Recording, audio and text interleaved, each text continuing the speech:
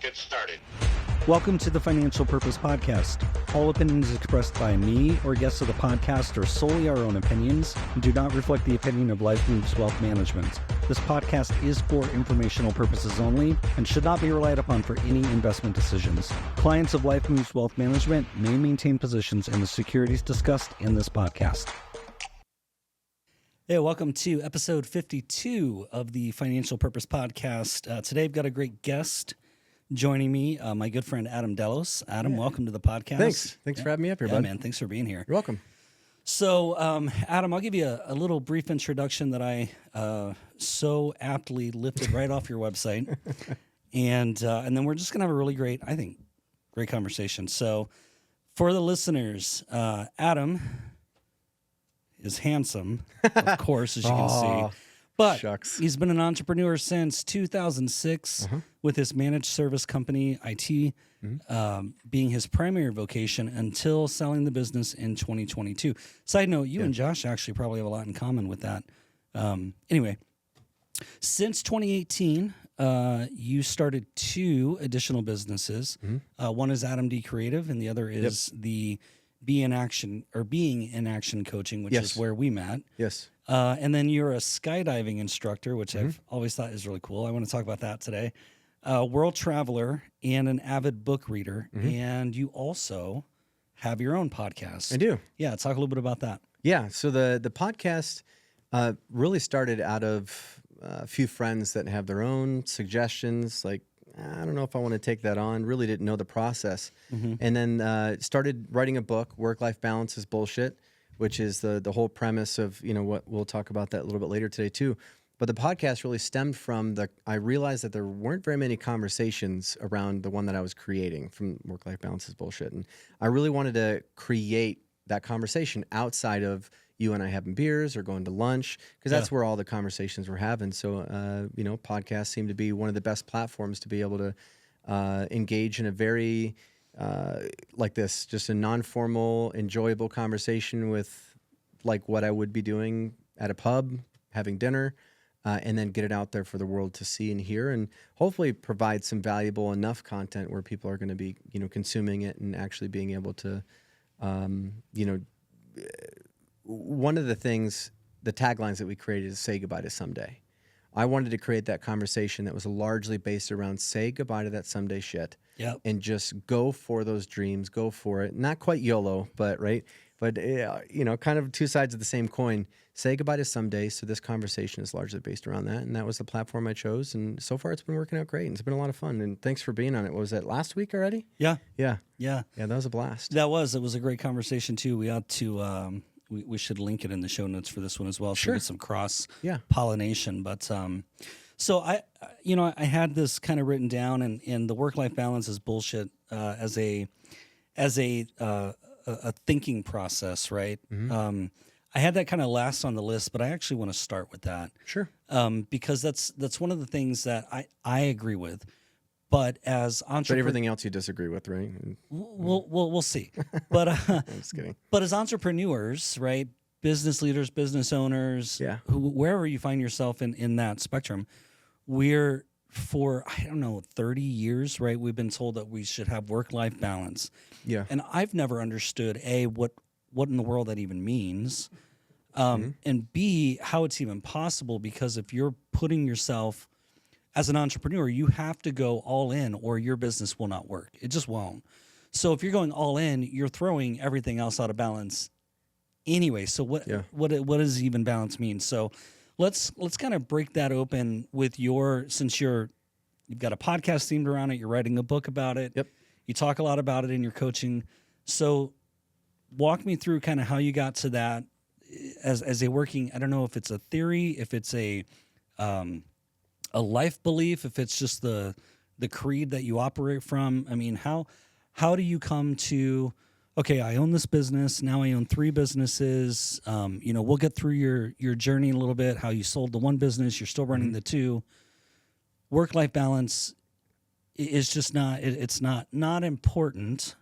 It's never been important to me. And I love the way that you frame it. Just straight up, it's bullshit. Yeah. So, well, I want to bounce it back to you real quick. When we were on the podcast together last week, before that conversation, what understanding do you have or had you have of work-life balance? When somebody says that to you, man, you need to have work-life balance, what did it actually mean to you? Oh, I've always dismissed it. Yeah. Because to me, it just sounds like something that's really fluffy that nobody can define. Kind of like it's the same way I look at the word retirement. Yeah. Okay, that doesn't mean anything to me, right? What does it mean to you, right? Because just the word So itself, subjective. yeah, it's incredibly subjective. And so, but work-life balance, to me, it always felt like kind of that like hokey utopia thing that nobody's really ever able to achieve, but we're always chasing our tail with it, right? So I just have always said it doesn't. To me, it doesn't make sense because the theory itself, having everything in balance, I don't see a way to do it because there's sometimes where family needs to be the priority, and there's sometimes where you have to shift to this. And anytime that if you're thinking about literally the physics of having something in balance, anytime you shift the weight, you're out of balance. Exactly. And so, or you have to move the scale over so that way it balances. And even then, it never works. Mic drop. You got it perfect. That's how work-life balance is traditionally defined. Right. It's a pendulum. It's like a seesaw, you know. So if this is professional work and then home life is over in this direction, you know, at one point when you're spending a lot of time at professional in your career, whether you're a leader, a manager, or an entrepreneur, business owner, you spend a lot of time there. You know, theoretically, you're overbalancing, over leveraging your professional, and then home life dips. You're not spending enough time with your wife, your home, or kids, or you don't have you have a girlfriend and then she breaks up with you because you're not spending any time. Like, it's just a mess. At least that was my experience with the work-life balance, trying to be able to balance it all. And that's why it's bullshit. So in the way that we define it, and yes, it's a working theory, but I've probably done a few thousand hours of research, interviews, writing on it. Like I'm full in, deep in this, right? So she said. And I can't say that? No, you can. Okay. I'm laughing because that's what. So first, that's what she said. Jokes is a currency in our house, right? Oh, good. Okay. Yeah, it is. For sure in mine too. Yeah, for sure. And in fact, our buddy Jake. Well, you've met Jake. He got me a hat this year for my birthday, and it says "That's what," and then she. So yeah, Perfect. No, that's great. I love it. So the balance essentially is it's never a place that is gotten to. It's not a destination, right? So that in itself disproves the work-life balance thing. Like, it's just gone. Let's say that one more time. Sure. It's never a place that's gotten to. It's not a destination that you can arrive at. The way that we define it and what I've realized across all of humanity is psychologically, like almost in a fashion that is universal law, but I'm not going to say that as a fact per se because I'm not here to, it's not subjective, but there's enough objectivity to it where there's enough people that it's a match for, enough behaviors that it's a match for, that I can say that there's a lot of fact to it, where balance is more of like riding a bicycle. You can't unlearn balance. Once you learn how to ride a bicycle, once you learn how to swim, even if you don't necessarily know how to do it well, there's a form or at least a level of balance that you have achieved. You can't unlearn riding a bike. Once you've learned it, you just can't unlearn it. And essentially, work-life integration or the work-life balance is bullshit. Like mastering the art of your life integration, we use a thing called a wheel of life, and it's very common in the coaching world, but it's essentially pieces of pie. You can define it however you want, but at the basic level, there's like work, profession, whether you're a business owner, manager, if you work for somebody, it doesn't really matter. Family, fun, leisure, finances, how to manage finances, your health, your wellness. There's 8 of them. So of those 8, it's a pie. So wherever you're giving your time and attention to, AKA your habits, your behaviors, the personality traits, how you operate, and like if you're for me, I was a different person when I was playing rugby at the bar.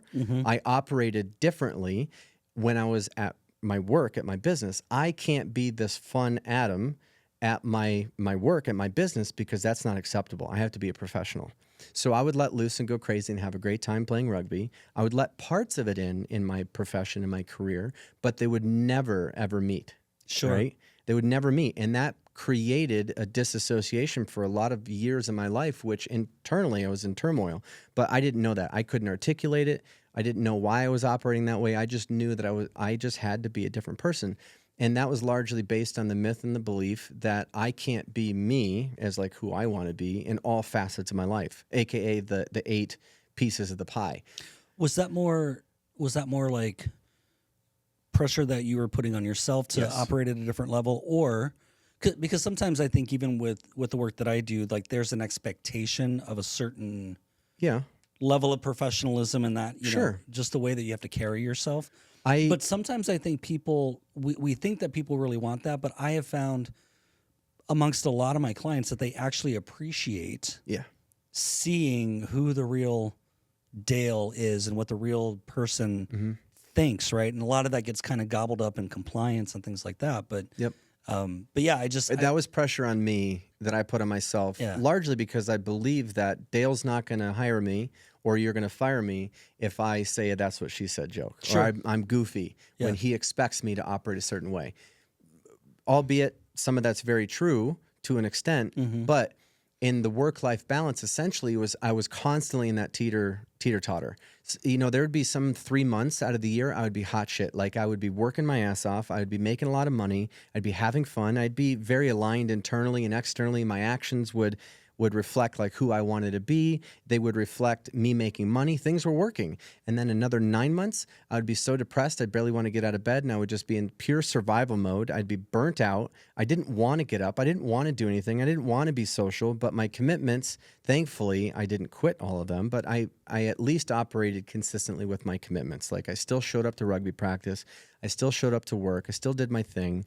But man, the interpersonal feelings that I had, I was just a mess. Like and why I'm saying this is like my life wasn't a mess per se, but inside I felt like a mess. Well, you carry yourself wherever you go anyway, so that's going to show up regardless. Yeah. So that work-life balance thing just started now looking back, and the way that I operate consistently now is that when things get out of control, or I'm looking at, let's say, my finances, or I'm looking at why hasn't my best friend called me in the past 3 weeks? Well, no shit, because I haven't called him. Like, why am I waiting? Wait. That goes both ways? It 100% does. Gosh. I actually had to have a conversation with my mom on that one. It's like, why haven't you called me? I know. I have the same thing. I'm like, the phone. Yeah. So sometimes that doesn't go so well when I talk to my mom, but it dials in and out. The actions that I take every single day are consistent with my commitments, as well as consistent with who I want to be. Starting with defining who I actually want to be, the way I want to operate. I want it, like, for instance, so it's not also conceptual, is that I have friends all across the world. Like I travel a lot, playing rugby, skydiving, friends everywhere. And I cannot physically and even through a phone call really be able to connect with all of them. So I've accepted that. It is what it is. But I have to force myself sometimes. I put it on my calendar. I spend probably about 10 hours a week in not forceful, but in intentional work in calling up these people. Looking at it's called a CRM, the customer or my client contact resource manager, but for my life. Yeah. So it actually reminds me, you should reach out to Dale today because it's been 3 weeks since you've texted him or called him or emailed him. No contact. So I use that system to be able to help me in reaching out to the people that I care about. And of course, I prioritize them as best as I can. If there's somebody that's really close to me, I'll probably reach out to them first. That's just the way that I've learned how to deal with my life. Anyway, how I operate daily is very consistent with who I want to be. And when a week goes by that I don't operate consistent with that, my actions don't align. For instance, I said I was supposed to call somebody and I didn't. Thankfully, because I have so much momentum in filling up these pieces of the pie, that I spend time managing my finances every week. I spend time managing my friends and my family and my fun and my leisure. So if any one of those gets out of balance, or, in the bicycle at least term, it's just out of balance, I know what I need to do. I am not doing the things I said I was going to do. So I spend a little bit of time, a little bit of attention there. Sometimes it takes a whole day. Honestly, sometimes it takes 4 phone calls at the matter of like 10 minutes each to correct the balance, to correct the ecosystem, to correct this whole thing called my life, where something is a little out of whack. So I discover what it is. And most of the time it's simply, I just was lazy that day. I took a lazy day on purpose because I watched a movie or did something. I didn't call those 3 people. I'm going to call them tomorrow. If I do that for weeks on end, all of a sudden those people start to not become my friends. Or maybe they call me, dude, where are you? Which is most of the time what happens, but sometimes they don't call either. Maybe life gets out of the way, whatever happens, those relationships will dwindle. Those finances that I had so much momentum building will dwindle. If I don't put in the work every single day, the momentum and the results of what I've done for so many years will just naturally fall off. It's a law of attrition. Right. So it's that same kind of thing with the work-life integration. In essence, where I put my time, the results are going to be equal. And sometimes I've learned to leverage it as best as I can. But I try not to do a 1-for-1 where 1 hour of my time equals 1 result. I want to try to do my best where 1 hour of my time is 3, 4, 5 hours worth of income, or I don't like doing group text or like group email, so I don't mean it that way. But in essence of working like IT, which you might know this, is I can be on one screen working on 4 computers at a time. So if I can leverage my time to get good results, that is also a fashion of this work-life integration thing where I can personally spend time at home, but I can also grow myself in how I am professionally or in leisure. I can read a book so I can learn something, and that actually relaxes me, so I can do both of those things at the same time where I'm not having to spend 1 hour in leisure, 1 hour of reading, 1 hour of time working, 1 hour of calls. It isn't linear. It's very much a non-linear process. And what's the quote? If the outcome is given by the process, why shortchange the journey? So essentially, that's a good quote, right? That outcome that I'm looking for, if the process is what needs to be done, that is the journey. I'm not looking to force that outcome to happen. I'm looking to enjoy this journey, enjoy the process, refine the process to see what works, what doesn't. And essentially, that's what all work-life integration is systematizing your life in such a way that you know what works. And if something doesn't work in your life, you generally can look at what you're not doing that equals those no results, or that turmoil, or that stress, or that anxiety.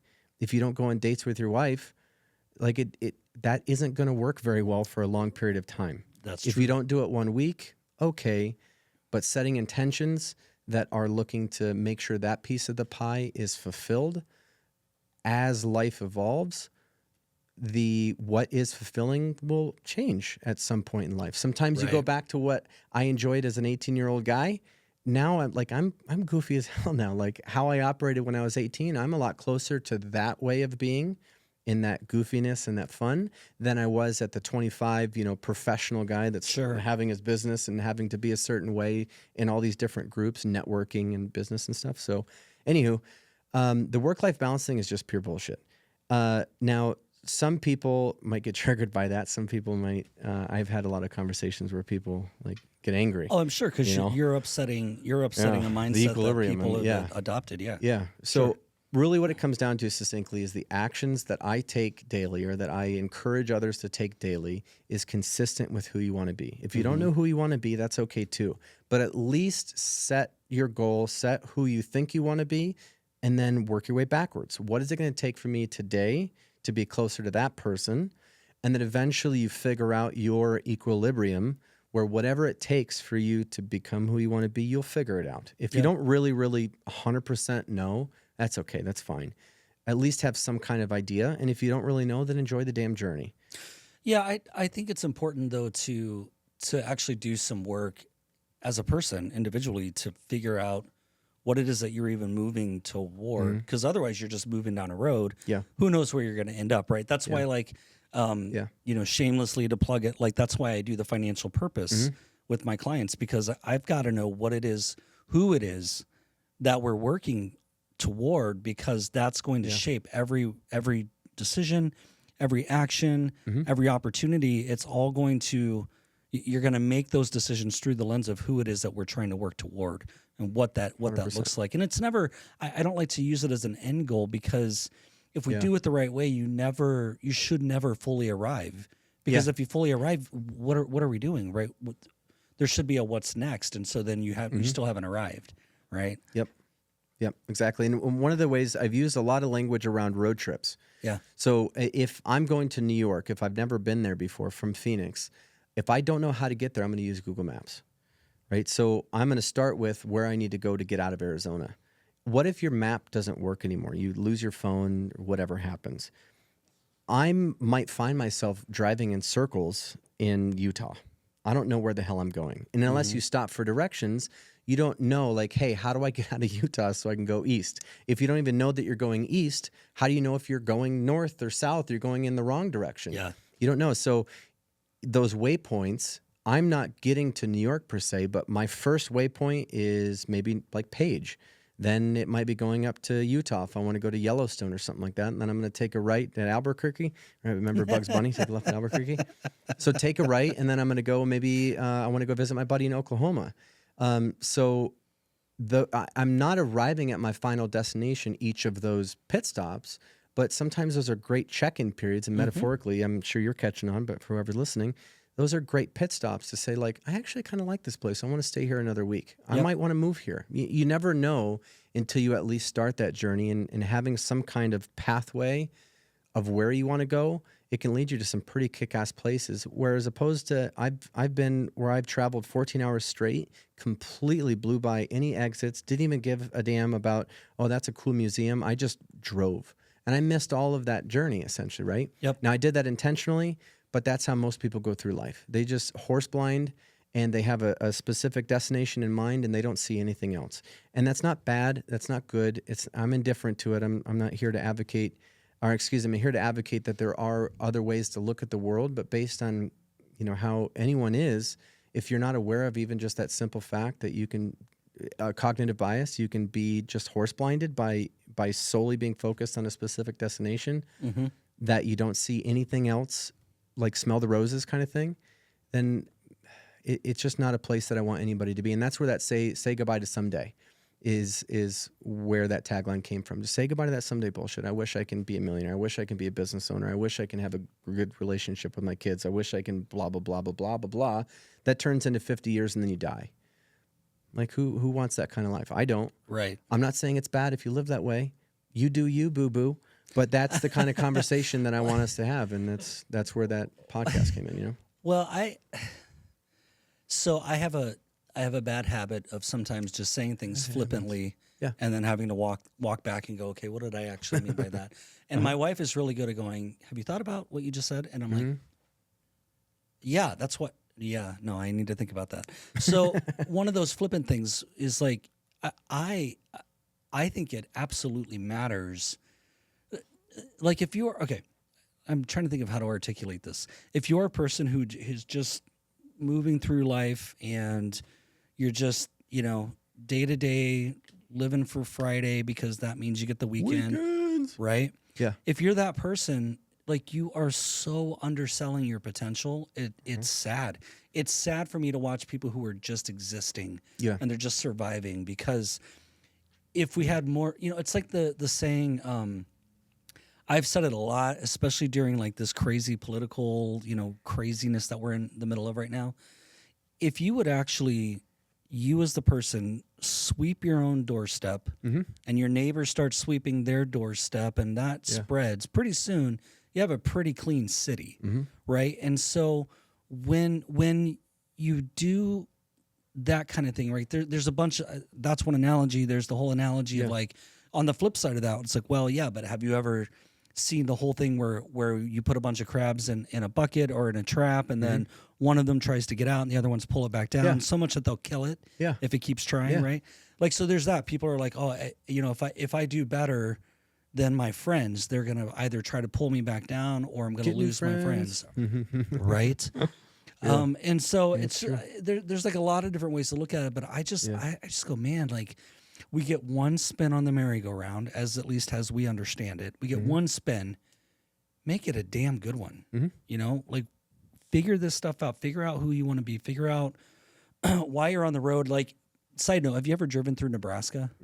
Okay. 4 times. Sucks. Kansas is, I don't even know if that's any better, but it's not fun. So we would have to, when we still lived back in Michigan, we would drive, there were a handful of summers where we drove to meet my in-laws in Lake Tahoe. They were volunteering as camp host at the DL Bliss State Park. Cool.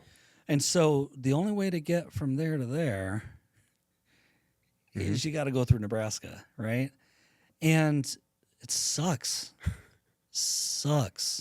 Going through that. And so I used to use that analogy. It's like when I was feeling like I wasn't where I needed to be professionally, or if I wasn't seeing the way forward, it was just like, I'm stuck in Nebraska and I know that this next 6 hours is going to suck, and I just have to keep driving until I get to the state line, you know, figure this stuff out, find a different highway, whatever. And I just, for me, that's always been kind of like the driving thing is just like, and so much so that I used to have on my computer screen a little cutout of the shape of the state of Nebraska, and I had it pinned there. You loved it that much, huh? I loved it that much. Like that analogy at that period of my life meant so much to me that it was like, I know I'm not where I want to be. I know that I'm moving that direction. I have to just keep driving. Yeah. And I just think that there's a lot of people who go, well, this kind of sucks. And then they just stop. And that becomes life, though. Or Right. they quit, like you said, or that just becomes a life, that now life sucks, right? And yeah, you're 100% right in there. And some people just get caught in that this sucks, day after day after day. And then that becomes their conversations, their habits, their personality traits. And eventually you suck. I mean, not to say that they actually suck, but that becomes consuming. Yes. And unless you're maybe a friend is like, dude, why the hell do you always complain so much? You know, and sometimes it takes that kind of friend, or maybe a YouTube or something like that. You know, there's different things out there that we all can consume. There's so much good content out there. Yeah. If that person could be lucky enough to have a friend to go, hey, why are you? Because usually negative people surround themselves with negative people, and that's their... Or you just stay in the house and become a hermit crab, and then you don't have a lot of interaction. Yeah. Yeah. Yep. So this, where you are with that whole mindset, that is something that you've developed over time and experience, and right. So go back to 2006 in the IT business, growing your business for all that time. How did you use that as a way, or maybe that whole business experience is how you got to this kind of mindset? So walk me through how you started to develop this kind of thing, because it's a little further down the road than a lot of people get, especially at your age and time in business. Thanks. Seriously, right? So like, you're a little bit ahead of the class there. So how did you, intentionally, unintentionally, how did you get to that part of the journey? Good question. I will start with the unintentional. Couldn't hold a relationship for a damn, right? So I mean, it mainly, when I was younger, I started my business when I was 20. So I spent no time, really, not much, or if any time, really working on myself and dealing with my emotions. I was just a ball of anger at that point in time. So anything that was not work that I found easy, or I found where it can help me make more money, or I found that it was just exciting to learn this thing, or to fix this computer, or to install this server. Whenever dealing with my emotions, when somebody, broke my heart, when it's all their fault, but it was actually, as you know, it was mine. It was my deal. Like I was the one that screwed that up, but I would just blame other people and things like that. So I realized what kind of got me here. One of the things that got me here was how I dealt with problems was consistent. How Adam dealt with a problem in his personal life is the same way that Adam dealt with the problem in his professional life. I followed me around everywhere, but I didn't know that. So I thought Adam at work was this masterful business guy learning all this stuff. And then who I was at home was just a little off. So I'm going to spend more time focusing on work. And that eventually became my entire life. I don't regret any of it. I spent a lot of time at work, sometimes 70, 60, 70 hours a week for sometimes years on end, sometimes 100 hours. Like it just is what it was at that point. A good part-time job. Yeah. Yeah. And then I realized, I was miserable. Okay. Just to put it straight up. But I would never acknowledge that. I would blame other people, my surroundings, the way that I was raised, work. This client sucked. He took all my time or whatever. I would just blame other people. Yep. And blame other circumstances and scenarios and situations. And unintentionally, that brought me to the point in the self-realization that maybe I'm the problem. That was but how did you get there? By dealing with that for 15 years.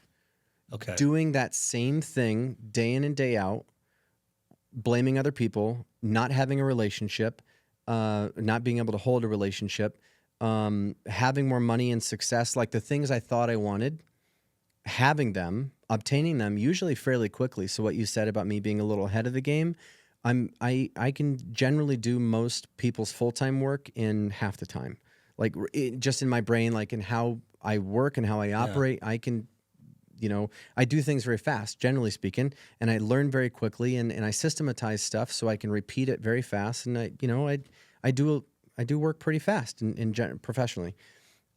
So I learned the game quickly. I got the results. I won the game pretty damn quickly in early 2012, something like that. I had more success than I have ever had, more money and friends and all that stuff, but I was miserable. Why? Well, I never really dealt with it. I barely questioned it, and I survived. I operated. I just kind of floated through life, and that's where the 3 months of like hot shit, I was doing great, and then the 9 months and like didn't want to get out of bed. That was the internal part of me that was just trying to be a different person and not taking actions consistent with that different person. Like, what would this new Adam do? I'd be like, that'd be cool to be that guy someday. And then I would just keep doing the same thing for 12. So from 2006 to about 2015.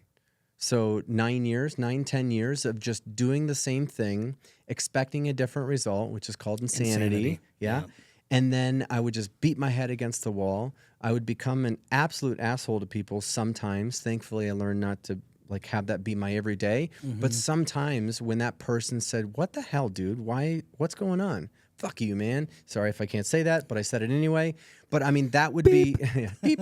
That would be the level of anger that I would respond to somebody with without ever really questioning, like, is it me? Yeah. So that, pushed some people away, especially girlfriends and trying to have a relationship. So doing that for 9-10 years in a row, finally I broke up with somebody in, it was actually, 2017. So it was 11 years, 2006 to 2017. 2017, it was like around November was when I finally acknowledged that maybe I'm the problem. Not I am.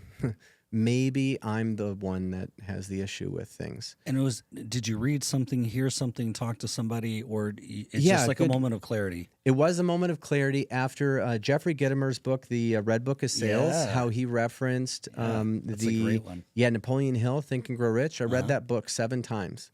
I think he suggested 6 or something. So I read it a chapter every single day and I read it's 13 chapters for 7 times in a row. It just was completely life-changing to me. And that was in early 2017. And then late 2017 was when that time that I finally acknowledged, like, hey, maybe I'm, why can't I keep a relationship? Or why can't they be awesome or whatever? Why can't I find somebody that's good? Then that finally started to spark, well, what is the common denominator? I was like, this guy. That was the point that I finally acknowledged that maybe I'm the one that has the problem. Maybe it's my mentality. Maybe it's something. I don't know what the hell it is. And then I started to look into programs and seminars and stuff. I found Landmark Education, which is a fantastic company that I started my real personal development, transforming my entire life with them. And that's I joined up with them in January of 2018 is when my first course with them. So that makes sense. That's what helped me be who I am today. Got it. But before I really did anything with that thought, the thought was maybe I'm the one.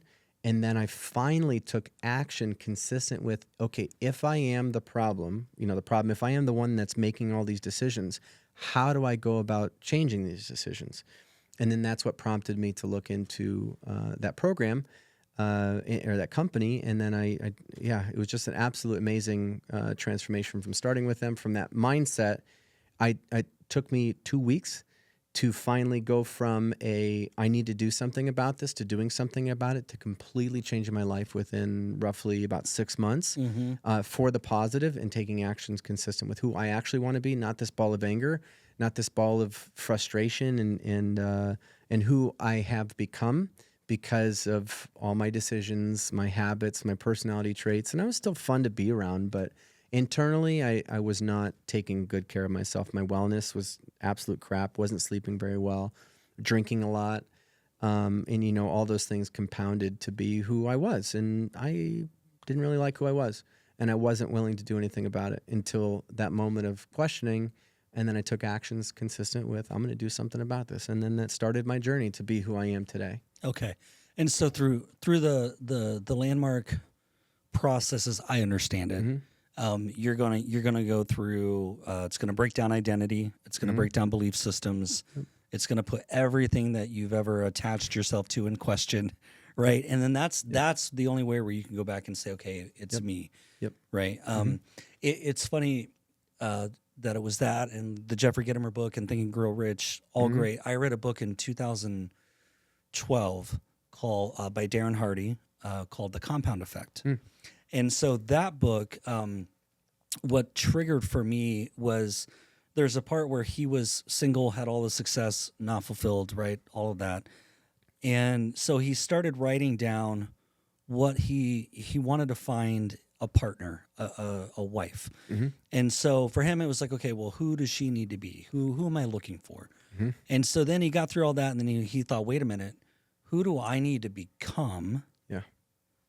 And that's the key word, right? Not who do I need to be, or what do I need to be like, but who do I need to become to be attractive to somebody like her? Yeah, exactly. And then you start to do the work. Yes, front porch. Yeah, exactly. You start to do the work on yourself. So how did that? So that was in 2018. Yep, January of 2018. Okay, that's the same year that you started the other two businesses, and you started to get and skydiving. And you were working your way toward eventually selling the IT business. Didn't ever consider selling it at that point. Okay, so let's pin that. 2018, you're in Landmark. You're figuring yourself out. You start the two businesses. Yep. So that it doesn't answer it. Let me ask you this: How did you parlay what you took out of all of that self-discovery and then reapply it back to the business? Because you had ran your business. So you had ran the IT business this way. Yep. As this person. Yep. You now had to completely shift to run it this way as this person. Two totally different Adams. How did that apply? How did you do that? Great question. I've never been asked that one in that way. That's a really good one. That's why you're on this podcast. I love that question. So one of the things that I coach on now that makes a lot of sense now as opposed to back in that moment is, how I make the way that I operate in personal life is the same way that I operate, in business. So who I was consistent with, the results that I had in my business were consistent with who I was. The results I had in my life, personal life, were consistent with who I was at that point in time. And when I altered me from the inside, I learned that I can leverage the already existing momentum. I had to retrain other people that I am a new person. Like, I want to be this new guy, right? So it took a lot of work and a lot of conversations, a lot of acknowledgement, a lot of I'm the asshole here. It's not your fault. Employees, girlfriends, like, I had to do a lot of that work. So friends, you're rebuilding trust. family, absolutely. You tore it down, you had to rebuild it. Yeah. And acknowledging that I was the butthead here for a lot of years. Thank you for, sticking up for me. I'm sorry I didn't listen 5 years ago, but here I am today. I love you. And, it was emotional for me, right? Whenever I got emotional, I was angry. So that was a big thing for me interpersonally to deal with, is to why am I angry all the freaking time? So anyway, the results that I had in my life, I could now leverage like instantaneously. My 12 employees, the business that I had, my income, I added 2 zeros to my income because of me changing me. And the way that I saw my business ran was from a controlling butthole. I was the one controlling how everything was done. And when I let go of that control and I started to insert controls in my business where It can tell me how my business is doing, like financials, QuickBooks, like a scorecard, like a report card from school, like that kind of thing. I started to institute different ways of behaving, and then all of a sudden the results were naturally different. But the thing that I had going for me was leverage. I had momentum, 12 years of business behind me that I can essentially just blow up, like not in the negative way, but if I do this right, like I can do really well. I didn't know what that right was at that point, but how I worked my business and how I decided to take out the Adam D creative. For instance, the IT world is way different than the creative world. The logo design and the website design, two different beasts. I always thought I can combine the two, and it was just a mess. So at that point, me trying to force a round peg in a square hole, or actually that's opposite, square peg in a round hole, because I think a square round peg would actually go in. Sometimes. Right? If you beat it hard enough. That's what she said. So with the understanding that the way that I was approaching my businesses needed to change, and if I did it right, things can work out really well. And I started to do what I thought was right with this new mindset, with this new way of being. And I started making some of those moves. I disassociated the Adam D creative with the Adam D technology, separated those brands, started this business in 2019. I didn't do much with it at that point in time, but I knew I wanted to do something here. Started developing myself as a leader, because I never knew, I wasn't tutored on how to be a manager, how to be a leader. I skipped, and this is one of the things that I'm developing in the book and through our coaching, is like I skipped from employee straight to business owner. I skipped everything in between. I was never a manager. I had a lot of jobs and stuff, and I was really good at those jobs, but I was never taught, how do you actually manage people? How do you manage processes? And now I believe you don't manage people, you manage the process and you lead people. So I never learned how to do any of those two things by somebody else. I had to ask questions. I had to read books. I had to fail a lot. I had to fire people that I probably shouldn't have fired. I had to fire people that I definitely know I should not have fired. And then I also hired people and kept people that I probably should have fired, right? So I learned the hard way, and I don't regret any of it. But I can absolutely say that I skipped all the personality traits, the professional skills, the business acumen, all of what it took to be a business owner. I went straight from employee to that. And I spent 12 years beating my head against the wall trying to figure it out. And there was just no figuring it out on my own. So I used what I learned through Landmark. I used what I learned in being able to take off the glasses that I've been wearing for so many years, put on a new pair, and actually see the real world. Like, red pill myself. That kind of thing. And then I started to operate totally differently. Like, I was the same Adam. They can tell I was the same guy, but who he is a totally different person. Whether they liked me more or less, I can't tell you, but I could say from the results that I've produced, people have definitely enjoyed being around me a lot more, because I'm lighter, I'm more free, I'm goofier. Like, I'm not a controlling schmuck that just says, if you want to do it your way, as long as the end result is pretty much the same, like, go do it your way. I don't care. So I've learned how to communicate from a visionary, from a leader standpoint. Here's what I want it to look like. I don't want to tell you how to do your job, but here's when it needs to be done. Here's what I think it should look like. Do you think it should look a little bit differently? If it's a directive, I'll tell you. If it's an inviting a conversation, I want my people to contribute. What does it look like to have like a good customer service? How does it look extraordinary?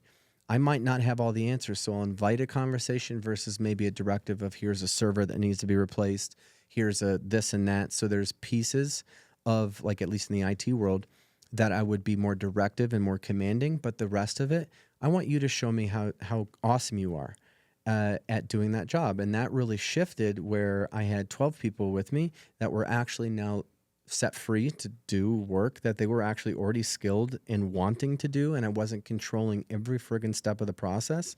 And then income started going up, morale started going up, trust started going up immediately within the first few weeks of me taking on this new role, and them getting this wasn't just a fluke that they're going to wake up next week and now I'm going to be the same butthole I was 2 weeks ago. Right. Yeah, and it just it was like, holy schmoly, how that eventually led to my ability to sell. If I didn't do that level of work in reducing the risk by having contracts, by hiring a manager, by hiring a leader, by building somebody up, building my team up. So it wasn't the Adam Show. Having a good culture. Having a good culture. Getting out of the Adam Show was the biggest and best thing I've ever done for all facets of my life, professionally, personally, metaphysically, you name it, anywhere. And then, of course, starting skydiving in June of 2018, 26th June of 2018. Like my whole life just went, like I started doing everything I've ever wanted to do in life. Couldn't be any better. Because I was doing the things. I didn't have many of the results yet, but I was doing the things that made me happy because I know I was going to get there eventually, and I had faith, and I started doing the damn work that was needing to be done that I wasn't doing for the past 12 years. And you aligned, so you figured out who you needed to become, and then you aligned to reach that. Yeah. Mm-hmm. That's really cool.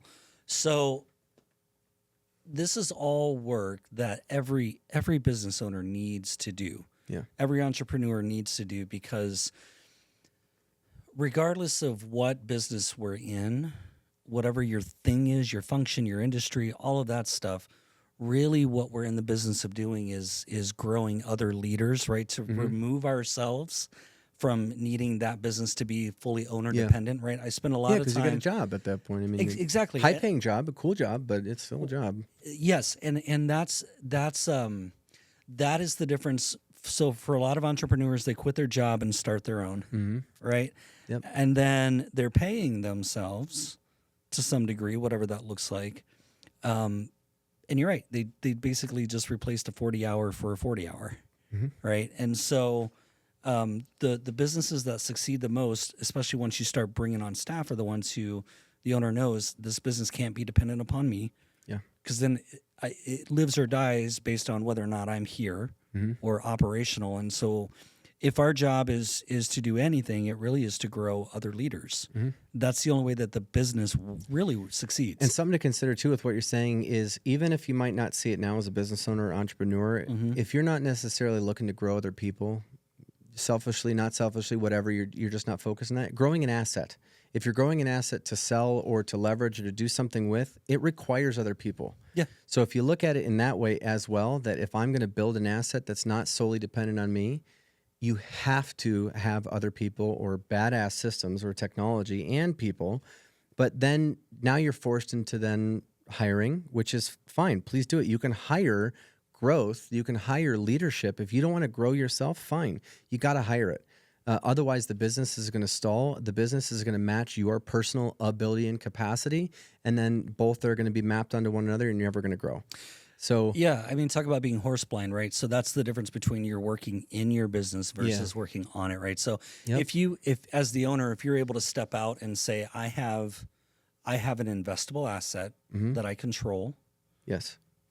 How do I make that asset more valuable? Or what am I doing to make it less valuable? And if you start looking at it that way, then it completely changes how you run your business. And to your point, then you might not necessarily have to grow people per se, but if you have the business that allows for that growth, even if you're not the individual that does the growing or the work, then you still have the same result. So how you go about it, there's so many different ways to go about it. But at the end of the day, what you're saying is 100% true, where you grow that leadership, you grow that management, you grow those people, you develop that culture, and that's what's going to take you to the bank, essentially, if you're looking to sell. But at the very least, if you're looking to grow an asset, that's what's going to take you to the point where you can actually take a vacation. You can actually go out and not have to worry, how's my business going to make money this month or this week or this year? Like in 2022, I spent all of 2 months in the office, and the rest of the time I was on a road trip and living up here. Like, I'm not saying that egotistically. It's just like that was a really hard thing for me to accept, because I was still, for how many, 22, so 16 years of operating. How am I going to make this month's payroll? How am I, all of a sudden my business was really working and my people were happy, and I didn't have to be there. And I felt like an absolute useless piece of crap person. That's the way I felt, because of 16 years of operating in that way, that all of a sudden my business didn't need me. I suck. Well, that was the Adam Show. Yeah. Yeah. Yep. Yeah. So that identity, that was a real hard, a difficult thing for me to rip myself away from, because that was a Band-Aid rip. I had to physically leave for a bunch of months for me to really ponder, like, oh, no shit, this is actually what I've been building. This was the thing that I've been looking for, but how I feel about it is different than the actual results of what I built. So now it's time for me to go to work on myself again. So 6 years later at that point, 4 years later after, starting with Landmark, going through that whole thing, completely transforming my life to now doing it all over again, because it's that cyclical thing. I had to do it again, and I'm still doing it to this day, where I'm completely like rebuilding myself. When that point in my life came where I left, my business was working, I felt useless. If I took actions consistent with me being useless, I started putting myself in the middle of server jobs and network jobs and sales jobs. I started getting in the way of my people again. So I started causing a mess. I started creating problems where there were none. There was not a single problem. Yes, there was daily things that had to be worked on, but I created more messes than what was needed until somebody was like, dude, Adam, go on a vacation. This is what you've been working for. Like, are you guys sure? Like, can I do that? I felt so bad about leaving them that I was not a good dad or a good leader or a good manager. Right. And they were the ones that advocated for me to get the hell out. And they actually eventually said, you're creating more problems. Like, get the hell out, please. I don't want you here. Like, so that was those moments that somebody else stood up for me. And I, can't thank him enough to this day of like, that was one of those moments that this person that I respect, my employee, said for me to get the hell out of here because I'm causing more problems. And this is what you've worked so hard for. Go enjoy it. Okay. And I listened. And if I wouldn't have listened, I don't know where the hell I would have been. Yeah. So it took that guy, it took a moment in time for that guy to just tell me to just shut up and go do something else for me to realize like, this is what I built and okay. And then over 8 months, I finally was able to take care of myself. And I finally accepted that this is now my life. This is now my, new life, but I need to get away from this business for a little while. And then that's where in October, November, my general manager that I hired, that I trained up, hired in July of 21, about a year and a half of solid, work. He knew the business, 6 months with me side by side, about a year of him really running things and showing me like, damn, he's good. He offered to buy my business while I was in Washington, D.C. in August of 2022. Was when he broached that conversation after I called him up to have an employee interview. Like, hey, man, you're doing great. What can I do? What, as me, Adam, or as the company, Adam D Technology, what can I do to support you in like certifications? What do you want to do? Where do you want to go? You're doing great. Thanks for your help with the company. What can I do for you? And then that's where that conversation completely blindsided me. And then we got into talks and I sold that company in 30 December of 2022. So it took 4 months from the point of from him saying that to the point of an agreement signed. And it was his. Yeah. So that, what you've described with the, I grow the business to a level where it's not dependent on me to make it run well. Right. Yeah. And running well, I think is the operative there. Yeah. So I don't have to be here, so I need to go do something else. That shift is a shift of purpose. Yeah. It's one that I like to talk about with owners who are thinking about, I want to sell my business, or anybody who's like, I want to retire in 5 years. Okay, let's do some definition around what that means, what it looks like, and what purpose are you going to move to. Yeah. Because if you leave something and you don't move to something, then you're stuck with you're at a cocktail party the day after your business sells because you got a little bit of money, so you're buying around for the bar, right? I don't know if you did, but maybe, or you're taking your buddies out, whatever. So somebody says, oh, what do you do, right? Worst question ever, but that's what we all ask. Oh, what do you do? And so you're just like, oh, I used to. And then your brain goes, wait. I'm useless. I don't have a purpose. I used to. Yeah. The brain does not know what to do with the words used to when you're talking about your identity, right? And that's like really deep psychological stuff. Yeah. And I'm not. But do you remember my presentation about that precipice of that time where they intersected? No, because I missed it. I was out of town. I sent you the slides. Oh, okay. Yeah. So you're saying you never looked into the slides? Punk. I gotta look at them again. No worries. So then I'll create this for you. In the presentation that I had at our group, awesome group, by the way. No worries. It's okay. Is what you're saying right now is something that we coach on as well. And I love this conversation, is at least a year before your proposed date to retire, to sell your business, whatever, change jobs. It doesn't really matter, whatever it is. Yeah. At a year, you need to start ramping up and really thinking of over a year, just about a year and a half, start thinking of what it is that you want to do. There needs to be enough momentum built up to where at least 1 year before you make that change, where you are knowingly going into this new thing, whether it be travel, whether it be starting up another business to build, whatever it is, there's got to be where they intersect. So as you're ramping down your operations and your daily work, the business is still functioning. It's still a valuable asset, but you're ramping down, me as an owner, my responsibilities, my level of work, my daily work, my weekly work is now down to like 5 hours a week. That has to be replaced with something, no matter what age you are. It doesn't matter if you're 60, 70, 100. As I learned, women go into more of a depression, is more of a woman thing. That they experience depression when there's the identity shifts or when there's not the decent transition. Men typically go into more of an anger state and more of a I'm useless, and they die. There's stats out there that it happens. Yeah, Absolutely. within 5 years of men that retire, there's a 40% chance, like a heavy 40% chance that you are going to die within 5 years of this big transformation called retirement, selling your business, if there's not something that's purpose-driven to take you out of that, whatever that thing is, that eventually leads to your physical ailment and death. As women, sometimes they go into more of a deep depression. I've looked this up, so I've done the research. I'm not going to create a bunch of stuff here that I don't know. Yep. All I know for sure is that on the sexes, how it differs, deep depression, literal death, 40% chance of death. If there's not a transition to and purpose-driven like identity of this is where I'm going, what I'm doing, what's going to drive me. Sometimes grandkids are great. Yep. Golf is not. That's fun activity, but that's not going to drive you. Neither is sitting on the couch. Right? Yeah, exactly. Right. So yeah, I love what you said. That's 100% true. And that is something that is fact. There's a ton of research and actual data out there that supports that. And that is something that a lot of people, I never took into consideration. And I felt that exact thing. Thankfully, I'm young. But in all reality, that feeling of uselessness was at least 8 months, 8 months long of constant waking up, feeling like a useless piece of crap. And I was like, wow, where is this coming from? Why is this? And I just sat with it for 4 months through a road trip, and then finally just started to be okay with it, and then start looking into it, start doing research. And that's where this business really started to excel. Why am I feeling this way? There must be other people that feel this way. So I started doing the research and learning and getting certifications and all that stuff for what I'm doing. And yeah, that's what led me to here. But you're 100% right. It's a fact. So that's a really great segue and kind of a great way for us to kind of start to wrap the conversation, because I know we could keep talking about this probably forever.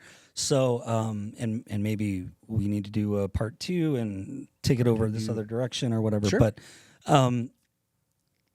figuring out that purpose. Now you're heavy with the being in action coaching. So talk to me about how you now help other people through. Where are you intersecting them? What is it that you're working on? What is it you're working toward with whoever is engaged in your coaching programs? Just kind of walk me through that. Yeah. The coaching is primarily built around leaders, managers, entrepreneurs, and business owners. So like I had mentioned, when people jump straight from employee to business owner, there's absolutely, and I've mapped this whole journey out and I'm still developing it, but the journey is there's personal traits like confidence, communication, vision-based communication. If you've never been in a leadership position, you don't have a need to speak in such a way that's more visionary, like big picture. Generally speaking, as an employee, we're speaking about tactical stuff, like how I'm going to do my thing today, how I'm going to do my thing this hour. But if you've never experienced how to communicate in a visionary standpoint, like an executive would, or maybe like a high-level manager or a leader might, how that plays into your business is crucial. So either you learn that on your own, or you read a book, or you go to YouTube, or you go to a seminar, which there's a lot of stuff out there that works really well. But where we come in is the ongoing coaching, creating conversations where there aren't any, creating awareness where there isn't a lot, to where we can support these managers that are going from employee to manager, from manager to leader, from leader to executive, from executive over to entrepreneur, to business owner, and the 6 stages from Harvard Business Review. There's a great little image there, which I'll show you after this, or we can maybe post it up on the podcast notes so people could see what I'm talking about. There's several stages of being a business owner, from just starting out to survival, to having a business that works well without you, to having a complete structured like functional business like corporate style, and then business owner exit. So we help and support people through the multiple stages that it takes for any one of us, depending on where you're at, whether you're a new manager. So to put it succinctly, if you're a business owner that hires us, we can support you in your organization to develop your managers or your leaders or your employees that you're planning on promoting up. We can help them with the skills that it takes for you to be a good manager, to be a good leader. They still need to experience that being a good manager. So if you don't have the tutelage or the big structure or rather companies that structure that typically big companies have, that there still needs to be development for that employee, for that manager, for that leader. And then as an owner, we'll work with the owner themselves to support them through the journey and the process of the business processes, all that stuff we know. But then there's also the inside, the personal traits that somebody needs to develop as an owner to be a good owner, how they manage their money. If somebody has a big history of gambling or not managing money very well, they don't necessarily have to be the gambler, but they have a certain perception and relationship with money that drives their decisions. So by the time it gets to you as the money guy, now all of a sudden you got to work with them to develop their, bring awareness to, you're operating consistent with maybe your dad or your mom. Like my dad was a gambler. Thankfully, I didn't have any of the habits of that, but I had the past and experiential past of how I interacted with money was not very good. I didn't use it as a tool. I didn't respect it. So anywho, we work with, people, business owners, entrepreneurs, to develop them through what it takes to be a solid business owner that's a kick-ass business owner that has a good culture, that has a business that doesn't need them. So wherever they are at in that journey, we can support them from the inside, managers, leaders, employees, etc., or we can support you face-to-face with ongoing coaching. We have a bunch of workshops and things that work with people on developing work-life integration, balancing out the whole life so you discover balance. There's no place to get to, but you discover what balance means to you. Because if you have kids, that balance is different than me that doesn't have kids currently. Right. What the life demands of you as a person, I'm not here to tell you how to live life. I'm here to help you develop a structure, help you develop from the way of thinking how life works for you, not me telling you how life works for you. That's not my job. We're going to discover it together. And the cool thing is that we get to learn as coaches. We get to learn like how to not only work with other people, because how you do one thing, like I really like what Dale told me last week. Have you considered doing this? I can also use that in my own life. So it's that ever evolving mutual growth from all the people that we work with. And I've experienced so much cool shit over these past few years that I would have never encountered, never even thought of, that other people are doing way better than I way better than some others. So collectively, or this company and my head coach, Wes, he's amazing. He's had 17 years of leadership development training. So, wherever a business owner is at or a business itself, we can support you from the inside to really have the business work, have money work, have life work, and get rid of the, say goodbye to someday shit. Just get rid of that. Someday I wish. No. Like the company being in action, that's what I want people to think of, is like, this is who I'm going to talk with, whether we can help you direct or we're going to hook you up with someone like you. If there's something that we can't handle, then we have a big network of people that we can say, you need to talk to this person, because they're going to, that's the guy or the woman or whoever, that's the person for you. Yeah. Go talk to them. Whether we can help you or not, give us a call. Like dude, it's been so amazing through this journey, and it's only getting better. Like, I love it. Yeah. Well, the passion is obvious, and this is the kind of stuff where, as a business owner, as an entrepreneur, we talk about working on the business.